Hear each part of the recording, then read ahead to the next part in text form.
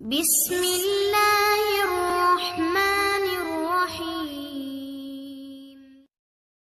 بسم اللہ الرحمن الرحیم۔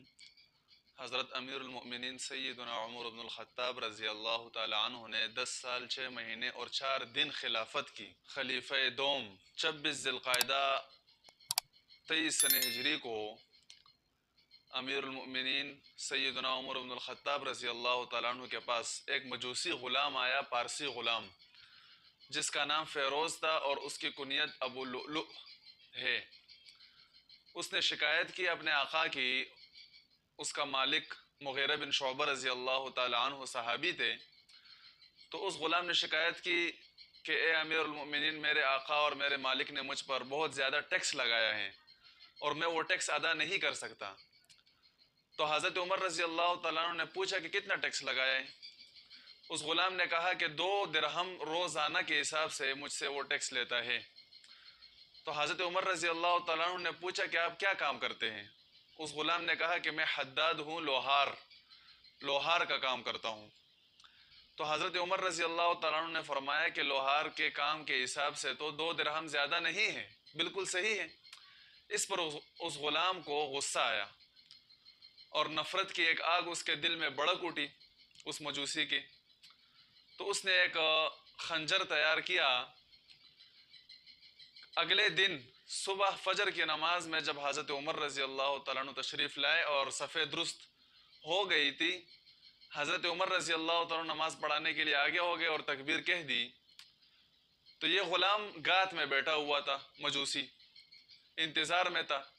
موقع پا کر گات سے نکل گیا اور اچانک حملہ کیا حضرت عمر رضی اللہ تعالیٰ عنہ پر۔ نماز کی حالت میں 6 وار کیا اس نے، جس میں سے ایک وار وہ ناف کے نیچے لگا، جس سے پیٹ میں زخم پیدا ہوا اور خون بہنے لگا۔ حضرت عمر رضی اللہ تعالیٰ عنہ نے فوراً عبد الرحمن بن عوف رضی اللہ تعالیٰ عنہ کو آگے کیا اور خود وہیں لیٹ گئے۔ وہ غلام بھاگنے لگا، کچھ صحابہ اس کو پکڑنے لگے تو ان کو بھی زخمی کر دیا، لیکن پکڑا گیا۔ آخر کسی نے اس پر چادر ڈالی، تو جب چادر اس پر ڈالی اور اس کو پتہ چل گیا کہ میں تو ابھی گرفتار ہو گیا، تو اس نے اپنے آپ کو بھی ذبح کر دیا اور خودکشی کر لی۔ تو حضرت عمر رضی اللہ تعالیٰ عنہ کو نماز کے بعد جب گھر لایا گیا اور ایک حکیم اور طبیب بلایا گیا، حکیم نے حضرت عمر رضی اللہ تعالیٰ عنہ کو دودھ اور نبیذ پلایا۔ وہ دودھ اور نبیذ حضرت عمر رضی اللہ تعالیٰ عنہ کے زخم سے باہر نکلے۔ تو لوگوں کو اندازہ ہو گیا کہ یہ زخم بڑا خطرناک زخم ہے۔ حضرت عمر رضی اللہ تعالیٰ عنہ کو یہ پتہ چل گیا کہ یہ میرے آخری دن ہیں۔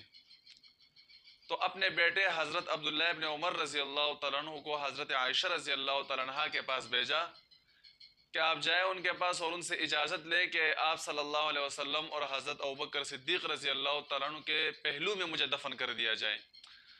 اور اس کی وجہ یہ تھی کہ آپ صلی اللہ علیہ وسلم اور حضرت ابوبکر صدیق رضی اللہ تعالیٰ عنہ کی قبریں وہ حضرت عائشہ رضی اللہ تعالیٰ عنہ کے حجرے میں بنی ہوئی تھی۔